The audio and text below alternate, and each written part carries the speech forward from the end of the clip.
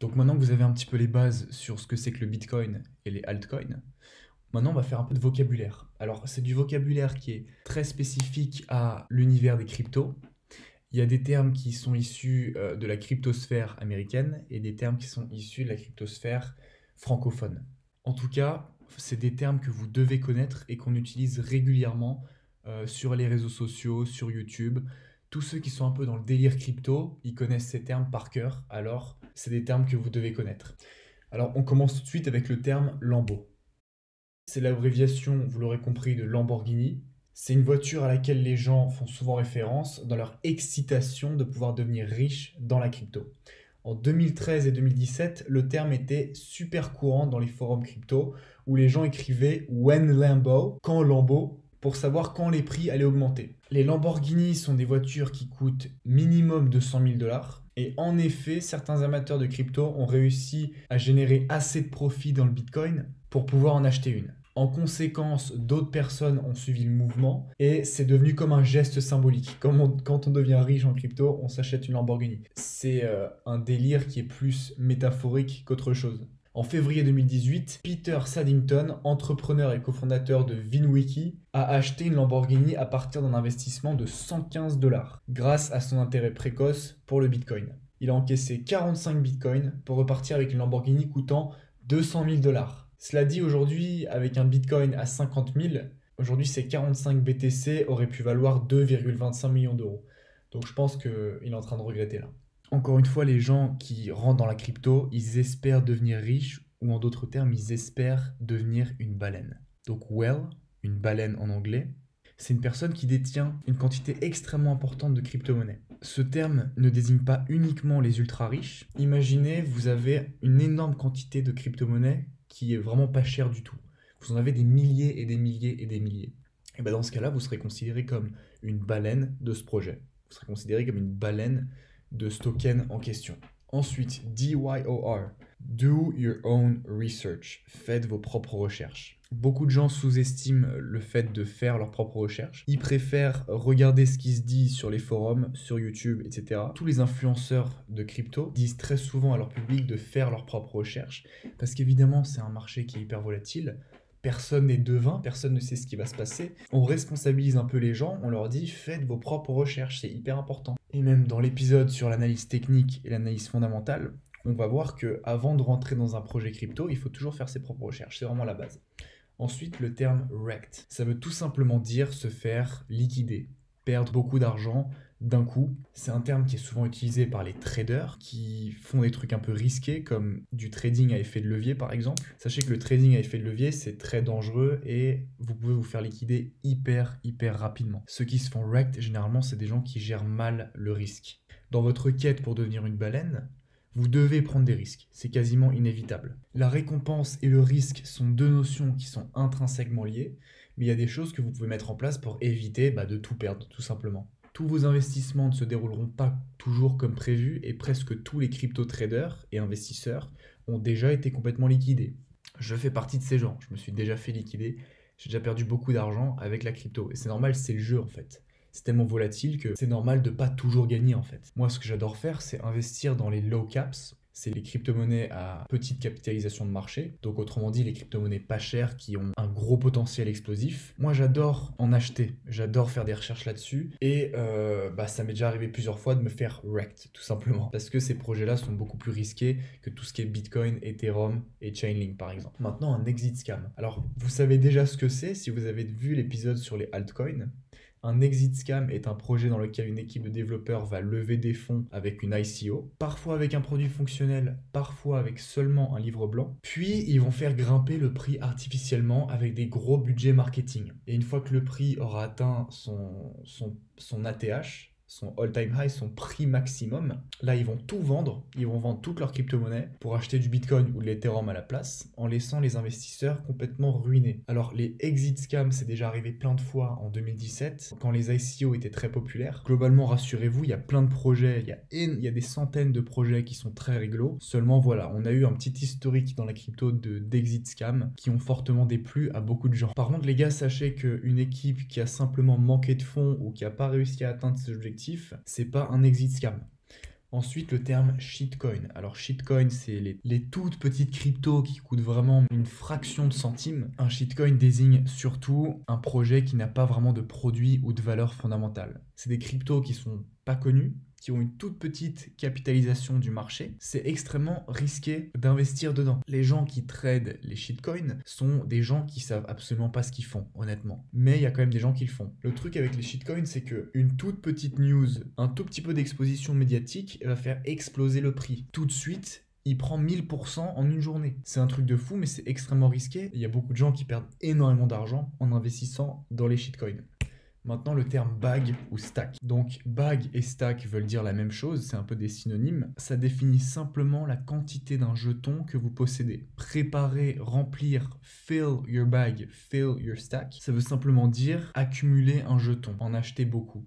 Maintenant, le terme FOMO. Alors, c'est un terme qui est très souvent utilisé dans la crypto. En fait, le FOMO, ça veut simplement dire la peur de manquer une occasion. En anglais, c'est Fear of Missing Out. Le FOMO, en crypto-monnaie, est très souvent associé à une ruée déraisonnable d'acheteurs qui courent après un pump. C'est des gens qui, quand ils voient une crypto qui monte, ils investissent dedans, sans faire des recherches au préalable, sans savoir dans quoi ils mettent les pieds. Ils investissent en fonction de l'ascension du prix au lieu des fondamentaux. Donc typiquement, les gens font du FOMO sur un token lorsqu'ils remarquent une grosse action du prix et ont peur de se passer à côté de ce gain potentiel. Sauf que le FOMO, les gars, c'est un piège. C'est vos émotions qui vous dominent, c'est vos émotions qui vous disent « Putain, il y a un truc qui est en train de monter, je peux pas rater ça ». Et donc qu'est-ce que vous faites? Vous investissez quand c'est déjà haut et après ça se casse la gueule. Il y a une phrase qui est très connue dans la crypto, et là je reprends un petit peu le même, c'est buy the rumor, sell the news. Ça veut dire acheter la rumeur, acheter en gros quand le projet est discret et que personne n'en parle, et sell the news parce que quand les news sortent, tout le monde est au courant, le FOMO rentre en ligne de compte et tout le monde investit dedans, même si c'est cher. En gros, ne soyez pas ce mec qui fait du FOMO sur n'importe quoi, vous perdrez toujours. C'est une équation qui est perdante en fait, tout simplement.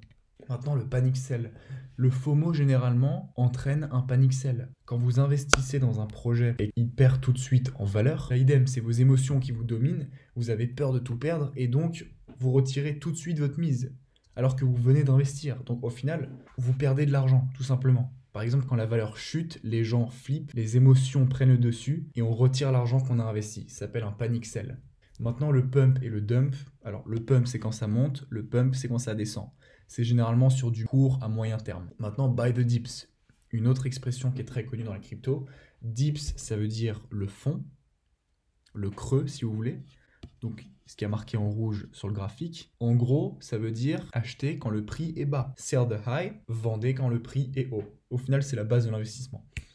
Donc une correction ou un retracement, ça veut simplement dire que le prix va baisser temporairement. C'est pas forcément une mauvaise nouvelle parce que les retracements sont bénéfiques. Si vous voulez, une montée qui fait que monter, c'est très mauvais signe. Une grosse montée veut toujours dire une grosse descente. Donc si pendant une tendance haussière, on a des retracements, c'est très bon signe. Ça veut dire qu'on n'est pas dans une folie spéculative.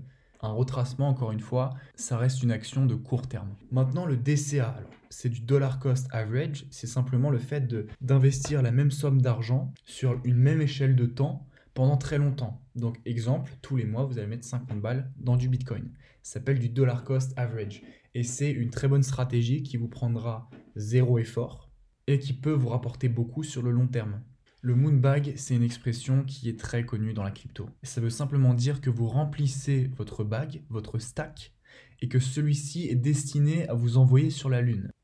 L'expression sur la Lune, ou en anglais to the moon, c'est une expression qui nous vient de la cryptosphère anglophone. Ça désigne simplement une courbe qui va tellement monter qu'en fait elle va quitter la Terre et atteindre la Lune, les étoiles. Le remplissage de vos moonbags est appelé un moonshot. Évidemment, c'est plus métaphorique qu'autre chose. Généralement, on ne s'attend pas à ce que ça se produise immédiatement ou à court terme. Maintenant, le FUD. Fear, Uncertainty and Doubt. La peur, l'incertitude et le doute. C'est quand vous êtes plus si confiant de votre investissement et vous commencez à vous dire « Merde, est-ce que je suis censé vendre ou pas? Est-ce que ce serait pas mieux si je vendais ?» Un FUD généralisé peut prendre place quand la valeur baisse et dans un mouvement de panique général, le prix peut complètement s'écrouler à cause du mimétisme humain et de la psychologie humaine. Les FUD coordonnés peuvent totalement arriver. La manipulation du marché existe sur le dollar, l'euro, etc. Mais il existe aussi dans le marché de la crypto-monnaie. Seulement là, c'est pas l'État qui manipule les cours, c'est des particuliers ou plutôt des baleines, qui décident de faire fuiter des news, des nouvelles, pour inciter tout le monde à vendre, pour que eux puissent racheter à un prix plus bas. Les baleines peuvent même se coordonner entre elles pour faire en sorte de changer le marché. Weak hands, strong hands. Qu'est-ce que ça veut dire? Donc le FUD est généralement destiné à faire vendre les mains faibles, les weak hands, alors que les mains fortes désignent les investisseurs avec une certaine force mentale et une bonne gestion de leurs émotions, qui ont confiance en leur investissement et vont pas se laisser embarquer dans du FUD. Hold ou hodl, ça signifie ne pas vendre et investir sur le long terme. Même avec des fluctuations de prix dans un sens ou dans un autre, même avec un FUD généralisé, un holder, c'est quelqu'un qui va pas vendre, qui va garder son investissement, qui va être fidèle à sa promesse personnelle. En anglais, hold, ça veut dire garder, quoi. Généralement avec l'intention d'atteindre la lune métaphoriquement. HODL est issu du mot hold, mais la communauté US l'ont transformé en acronyme pour Hold On for Dear Life. Traduit littéralement, ça veut dire tiens bon pour ta vie. Parce que putain, quand il y a des moins 30% en une journée ou avec des volatilités pareilles, il faut vraiment avoir les mains fortes Pour ne pas céder et ne pas vendre, si vous voulez être un bon holder, je vous conseille de rarement regarder les courbes. Ça vous aidera. Maintenant, le market cap, c'est un mot que j'utilise très souvent et que vous allez encore très souvent entendre, c'est simplement la capitalisation de marché. Alors, je m'explique. C'est la somme de la valeur de tous les actifs en circulation d'un token. Le market cap d'une action, par exemple, ça désigne la valeur totale de toutes les actions en circulation qui existent. Par exemple, Facebook a un market cap de 700 milliards de dollars. Les low caps. À la fin de la liste de CoinGecko ou CoinMarketCap, là vous allez trouver des low caps. On appelle une crypto low cap lorsque son market cap est approximativement sous la barre des 100 millions. Alors, est-ce qu'il faudrait que vous achetiez un moonbag de low cap et les hold pour peut-être avoir une chance de pouvoir devenir une baleine et potentiellement un jour acheter une Lambo? Si vous voulez investir dans les low caps, allez-y, mais faites sérieusement vos recherches. Les low caps attirent beaucoup d'investisseurs en raison de leur potentiel explosif, mais sont généralement plus risqués car beaucoup plus volatiles et imprévisibles. Maintenant, les hidden gems. Beaucoup de youtubeurs disent avoir trouvé des hidden gems, ce qui revient à dire qu'ils ont trouvé comme un diamant brut, un diamant caché dans leur recherche d'altcoin. Un projet qui, selon eux, peut les rendre riches, peut les emmener sur la lune. Comme certains de ces projets sont légitimes et offrent de réelles innovations par rapport aux infrastructures ou aux entreprises traditionnelles, certaines finiront peut-être par être adoptées par les entreprises et les particuliers, en multipliant drastiquement son prix, du coup. Donc la hidden gem, c'est une perle dans la catégorie des low caps. ATH veut simplement dire all time high, ça désigne le niveau de prix le plus élevé jamais atteint. Ça, c'est le graphique du Bitcoin. On peut voir qu'en 2018, il a atteint son ATH et en 2021, un autre ATH. Et ici, le ATL, donc c'est All Time Low, c'est l'inverse du ATH. Ici, le ATL serait tout en bas du graphique en 2016, tout à gauche. Qu'est-ce qu'une alt season? C'est une période dans un bull run, généralement vers la fin du bull run, où les gros investisseurs du Bitcoin utilisent leurs gains pour réinvestir dans les plus petits alts. Toute cette liquidité entraîne une baisse de la Bitcoin dominance et une forte hausse des prix des altcoins. Les alt seasons ont frappé très fort en 2017, mais la dernière en date a eu lieu en janvier 2018. Regardez, on peut voir sur ce graphique en 2017, on a eu une énorme chute de la Bitcoin dominance.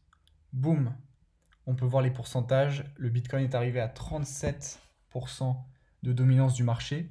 Ethereum, du coup, a à ce moment-là énormément pris en valeur. Il me semble que c'est à ce moment-là qu'il a atteint son ATH, son all-time high. Et on a pu voir des plus petites crypto-monnaies prendre un peu le dessus, comme XRP, Litecoin et d'autres. Ensuite, on a eu une deuxième alt-season en janvier 2018. Donc, pour encore donner suite au bull run 2017. Là, le Bitcoin a atteint les 32% de dominance de marché. Et Ethereum 18%, XRP 10%. Et en fait, ce qu'on peut voir, c'est que plus le temps avance, plus la Bitcoin dominance va baisser. Et évidemment, en fin d'année, on s'attend à une énorme alt season. Mais donc vraiment, on s'attend à une baisse de la Bitcoin dominance et certains altcoins qui explosent complètement, quoi. Ensuite, on a les airdrops. Alors, c'est un peu une opération marketing où, par exemple, une entreprise va dropper. Ça peut être un projet crypto, une marque de wallet, une entreprise globalement dans la crypto-monnaie. Et donc, voilà, des fois, il y a des 50 000, 100 000, 200 000 euros de crypto-monnaie comme ça qui tombent et qui sont distribués comme ça aux utilisateurs de la plateforme. Donc, c'est pour en fait inviter les gens à adopter leur plateforme. Donc, par exemple, si vous êtes sur MetaMask, Des fois, MetaMask a fait un airdrop de crypto-monnaie. Ça permet de fidéliser et encore une fois, de faire en sorte qu'un maximum de personnes adoptent la technologie en question. Parce qu'on l'a vu, l'adoption, c'est le challenge majeur de tous ces acteurs dans la crypto-monnaie. C'est ça le nerf de la guerre, c'est faire adopter la technologie par les gens. Ensuite, on a bullish, bearish. Alors, j'ai énormément évoqué ce terme. J'ai dit bull market ou bull run plein de fois dans la série de vidéos. Mais à aucun moment, je m'arrête pour expliquer ce que c'est. Le bull market, et on va un petit peu en parler dans les cycles de marché dans la prochaine vidéo. Les bull markets, c'est cette phase de marché haussier dans laquelle on est actuellement.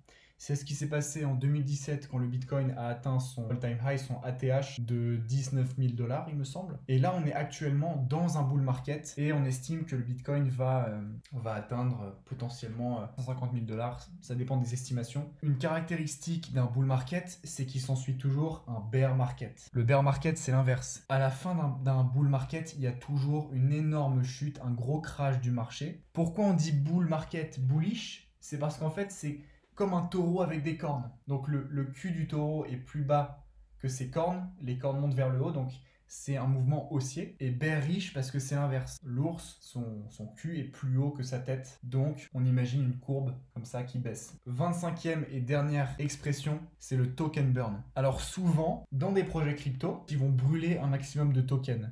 Ils vont essayer de réduire l'offre en circulation, et l'offre totale du coup, pour faire en sorte que le token monte en valeur. Exemple, Swissborg l'ont fait, Binance Coin l'ont fait. Donc voilà, le token burn, c'est ça. Ils vont prendre plein de tokens, ils vont les brûler. Et comme ça, l'offre globale diminue et le prix augmente. Voilà, merci à tous. C'était un plaisir de vous faire cette vidéo. Dans la prochaine vidéo, on va vraiment parler des cycles de marché. Ça va être une vidéo un poil technique. Alors je vous invite à prendre un papier, un crayon et à mettre en pause si vous en avez besoin pendant la vidéo.